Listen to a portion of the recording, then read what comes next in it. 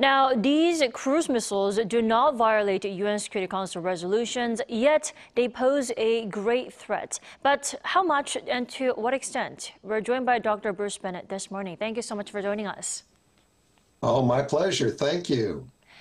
The missiles fired in the East Coast on Sunday came just 4 days after the North test-fired new strategic cruise missiles, Pruhasar 3-31 from the West Coast. What's the North's intentions this time? Well, apparently the missiles fired last week were fired from a ground launcher. These missiles were reportedly fired from a submarine.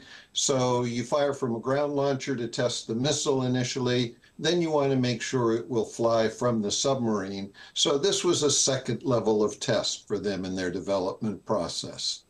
Then the next question is, how much of a threat would they be, the ones fired from a submarine?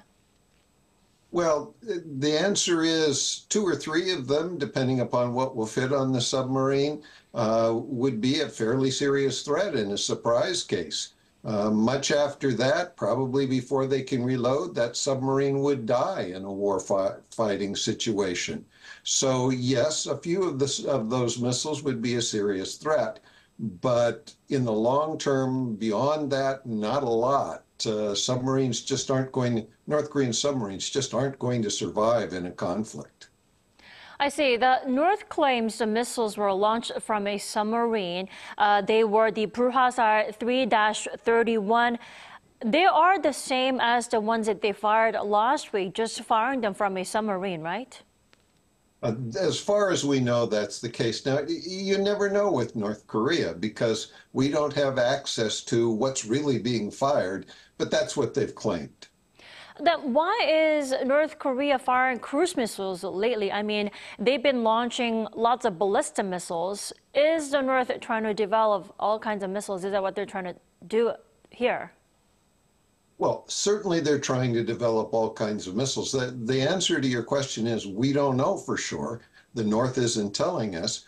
But what we do know is the North is sending a lot of ballistic missiles to Russia to use in Ukraine. North Korea may not have produced as many of the theater missiles as they've been implying. And as a result, they may be sending much of their inventories that they already have if they hadn't produced as much as they've been implying they did. North Korea wants it to appear that there are a wide range of threats that they could pose against South Korea and the United States so that they're intimidating, so that they coerce us, they deter us from taking action against them. That diversity of threat is what they're trying to impress upon us. But if they haven't made many of each of these kinds of missiles, not clear that it's all that much of a threat. Right. Dr. Bennett, it's believed that the North will continue to carry out provocations up until the April general elections here in South Korea. Will such action by the North affect the situations on the Korean Peninsula? What's your take on this? Well, I think we also have to recognize that when North Korea does any missile test, it's really doing it for political purposes as well, both internal North Korean politics to prove that Kim Jong-un is a capable leader able to accomplish things, and for external politics to put pressure on South Korea and the U.S. to deter our actions and so forth. So absolutely, the regime is going to continue testing up through the elections. They want to try and make it difficult for President Yoon's party to take strong results into the elections. And so they're going to do that to try to influence the elections. We can expect it beyond that. They're also going to try and influence the American election in November.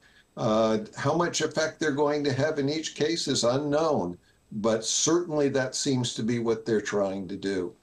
Well, Dr. Bennett, North Korea has been firing ballistic missiles and now cruise missiles. What other provocations can we be concerned of then? Oh, that's the excellent question right now. There's a lot of discussion in the community about North Korea actually carrying out some limited attacks. You know, as the North Korean number of nuclear weapons increase, they gain an effect called a nuclear shadow.